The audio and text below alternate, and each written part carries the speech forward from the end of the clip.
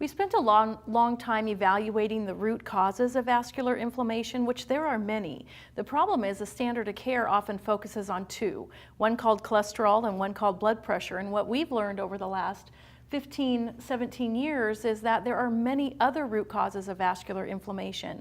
Things like periodontal pathogens, things like endodontic disease, also tricky things like insulin resistance, genetically inherited lipid abnormalities, even the gut health has to do with vascular inflammation. So what we've done is we've identified root causes of atherosclerosis or vascular inflammation, identified those root causes, treated them, and see the patient live a life free of cardiovascular disease.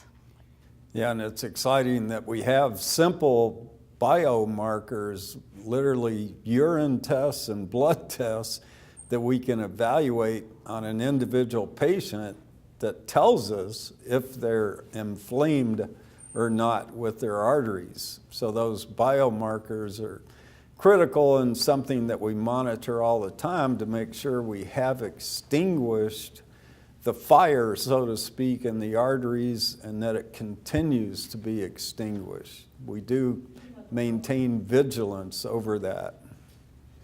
We do, and our other focus is really genetics. We focus on genetics to understand how an individual may be at a lifetime risk for certain disease states, and we set screening guidelines based on those genetics. And one very exciting opportunity to really be precise in our individualized care is using pharmacogenetics, where we can understand someone's risk as far as an adverse drug reaction and how drugs interact together, both prescription medications and supplements. So our ability to focus in on the individual patient has allowed us to really hone in on what's needed for that individual and optimize their health for a lifetime.